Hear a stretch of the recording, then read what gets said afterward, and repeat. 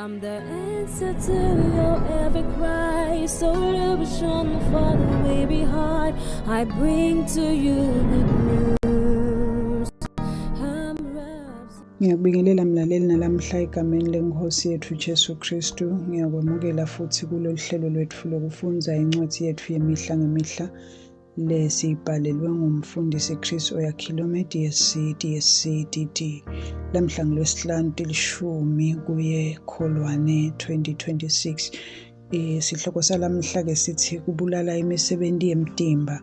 Livesi lekuvula litholakala encwadini yabaseRoma sahluko sesiphohlongo livesi le-13 lithi ngoba naniphila ngokwenyama nitawufa, kodwa nangabe nibulala imisebenzi yenyama ngamoya nitawuphila.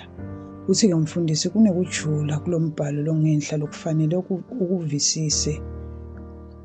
Ngesikhathi umpostoli Paul akhuluma ngemisebenzi yenyama, abengakhulumi njengetendo noma imikhuba, ubhekene nendvo lejulile lokuthi kuthengiselana kwemtimba ngayo.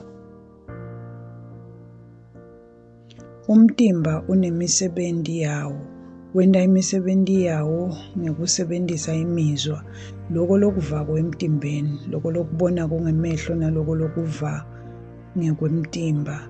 Ngale mizwa umtimba wenda kuphishaneka kwawo, uletha imibiko ngetimo empilweni yakho. Ngaletinye tikhatsi umtimba uletha lokutsite ekhaya, kungase kube luphawu tsite, butsakatsaka noma kuphazamiseka lokutintfo lotitfole ngekwemvelo. Uthi-ke umfundisi kodwa kufanele uconze ukuthi awukho ngaphasi kwaleto tinkokhelo, akukafaneli ulawulwe timiso talelive, kodwa kufanele uphile ngetulu kwato. IBhayibheli lithi encwadzini yabaseRoma sahluko sesiphohlongo livesi le-6, ngobe kunaka kwenyama kukufa, kodwa kunaka kwamoya kukuphila nekuthula. Haleluya!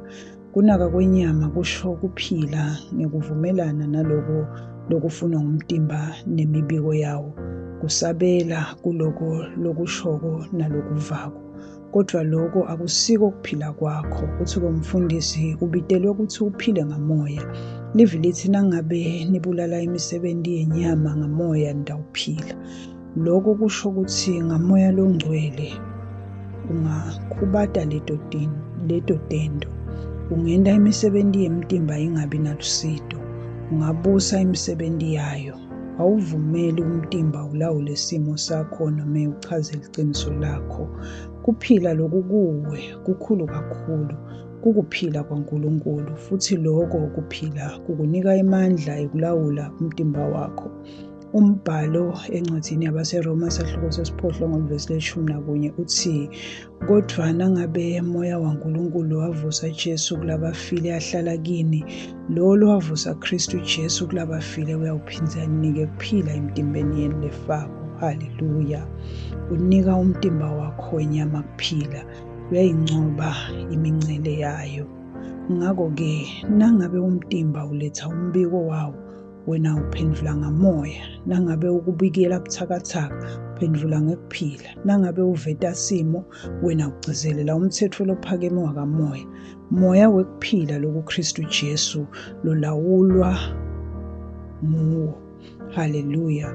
Ngako-ke thatha indzawo yakho yekunakekela umtimba wakho, ugcine uphilile ngelivi laNkulunkulu nangemandla moya longcwele. Haleluya! Asithandaze. Baba lothandzekako, ngiyabonga ngemandla lenginawo ngamoya longcwele emtimbeni wami.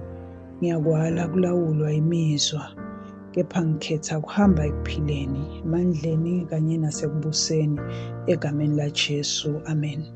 Kuchubeka nesifundo mlaleli twakufundza incwadi yabaseRoma sahluko sesiphohlongo livesi le-6 kuye evesini le-10, incwadi yabaseGalathiya sahluko sesi-5 vesi le-16, incwadi yekucala yabaseKorinte sahluko semfica livesi le-27. Bese kuthi ehlelweni lokufundza iBhayibheli ngeminyaka munye lamhla kufundwa incwadi yemisebenzi yabapostoli sahluko se-20 livesi le-17 uye evesini le-33 yesiphohlongo kanye nencwadi yaJobe sahluko se-22 esahlukweni se-24. Bese-ke kuthi eluhlelweni lokufunda iBhayibheli ngeminyaka lemibili lamhla-ke kufundwa incwadi yabaseGalatiya sahluko sesibili livesi le-13 evesini le-21 kanye nencwadi ya-Isaya sahluko se-30. Haleluya. Ngiyabonga mlaleli kuhlala nami safunza live leNkosi. Ngikholwa ukuthi ubusisekile sibonane kulokulandzelako. Inkosi ibusise. Ucela ngemlaleli ukuthi uma ngabe bowusengakayemukeli inkosi yethu Jesu, umane usho nanka emagama emva kwami uwasho ngenhliziyo yakho yonke. Haleluya. Thani Nkosi uNkulunkulu, ngiyakholelwa ngayo yonke inhliziyo yami eNkosini Jesu Kristu, indvodzana yaNkulunkulu lophilako. Ngiyakholwa wangifela nekuthi uNkulunkulu wamvusa kulabafile. Ngiyakholwa uyaphila lamuhla. Ngiyavuma ngemlomo wami kuthi Jesu Kristu uyinkosi yempilo yami kusukela lamuhla. Ngaye nangeligama lakhe nginekuphila lokuphakade, ngidelwe kabusha. Ngiyabonga Nkosi ngikusinzisa impilo yami. Nyalo sengingumntwana waNkulunkulu. Haleluya. Siyakubongela ke mlaleli, nyalo sewungumntwana waNkulunkulu. Haleluya. Inkosi ikubusise.